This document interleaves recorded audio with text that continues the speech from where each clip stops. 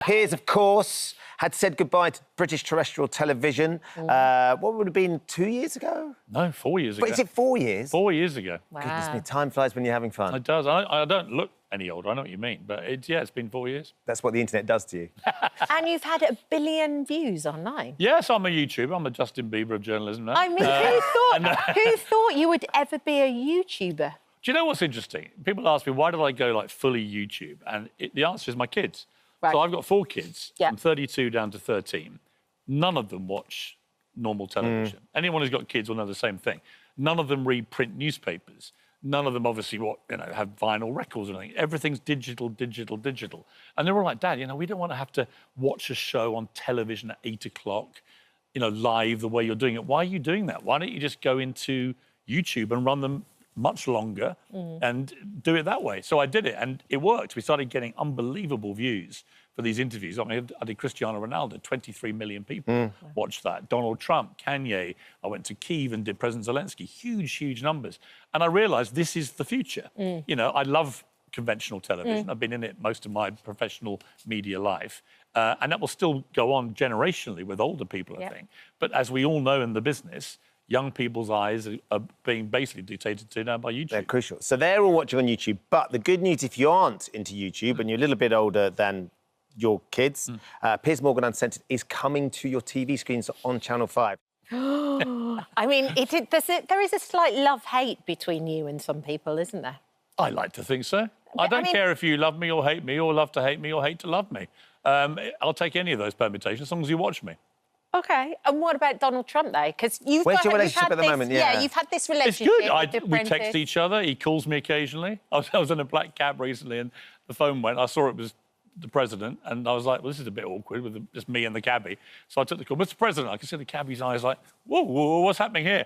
And I started talking to him for about 15 minutes about Vladimir Putin and President Xi. And advising him, yeah. Starmer being to the Oval Office and so on. And at the end of it, the cab driver said, Piers, I don't mean to pry into your privacy, which was kind of ironic. He said, but was that Donald Trump?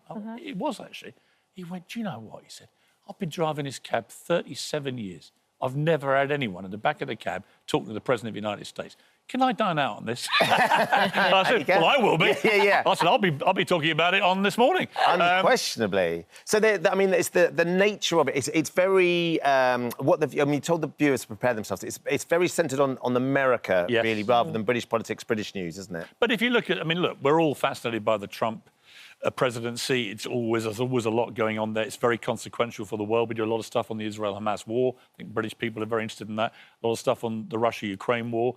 We cover the big stories like P. Diddy and entertainment and stuff like that. So we do a lot of stuff. Most of the content, I would say, absolutely is what British people are talking about in their own conversations with family and friends. I think that what I do there, the reason we called it Uncensored, on YouTube, you can push the envelope a bit. You can run longer. You can have slightly more passionate, more fiery debates. I like to bring everyone together who've all got different opinions about an issue.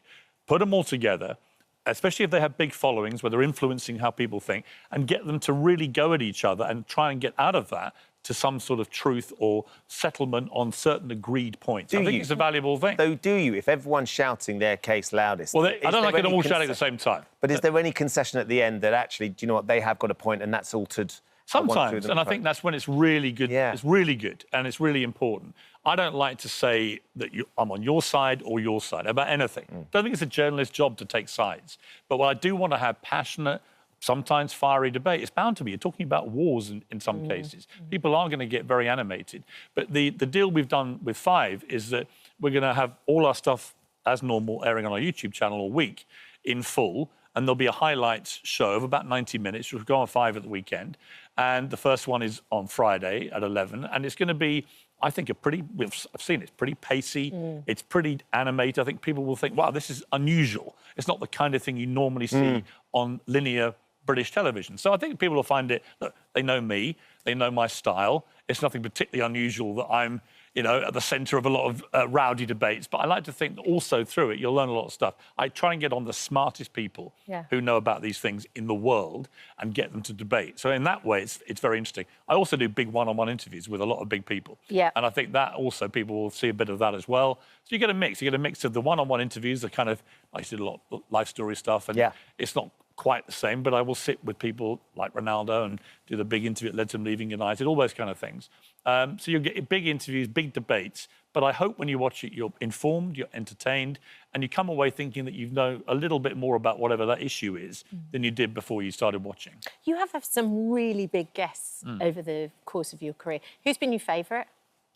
If you had to pick. I mean, Why? my favourite ever probably conversation I've had. It didn't actually ever get televised. But in 2003, Nelson Mandela came to London. And I'd been the editor of the Daily Mirror, and we opposed the Iraq War. Right. And he was virulently against the Iraq War. And I was led into a little you there, tent. by the way? Huh? Can you put... There we are. That was quick. Not How did they find that?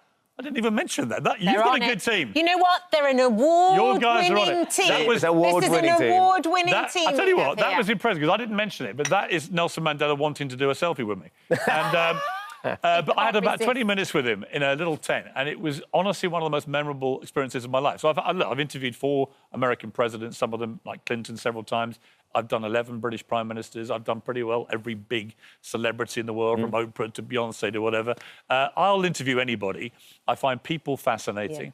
I find successful people particularly fascinating as to what makes them tick, what's driven them to great success. And I like to, I'm endlessly curious. I say to my kids all the time, if you've got young kids in particular, they push you all the time. They've got that energy, that crackling energy and dynamism. You know, you've got kids. Exactly. And I think what they give you is like a zest for life, but also I always try to instill in them, be curious. Ask me whatever you want, but also ask each other and ask your friends and your family.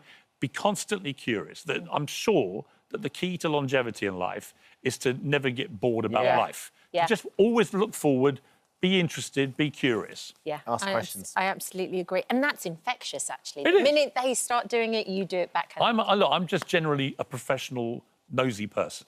I like to know what's happening. There's other titles. I get up in the Yeah, morning. there is a few more. I was up at just nosy person. I was up at 4:30 this morning, and all I wanted to know was what was going on. There was obviously a lot of very serious news breaking in America, but I just had to. I'm a real like news junkie. Devour it. And I think there's something about that. You just being aware of what's happening in the world is a good thing. Don't just sit there on the sofa watching.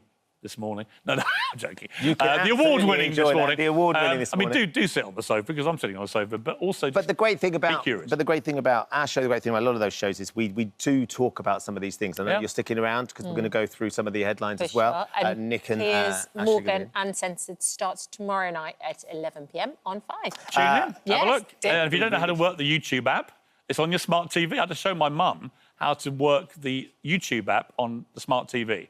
Because I said, this is how you watch it. You tap on the app. And has she been able to redo that? Yes, she now zapped in. She signed up. She's still fibbing to subscribed. him and saying she can't get on. My mum's still tuning in. Thank you for visiting our This Morning YouTube channel. We upload new content every day, so go ahead and hit that subscribe button so you don't miss out.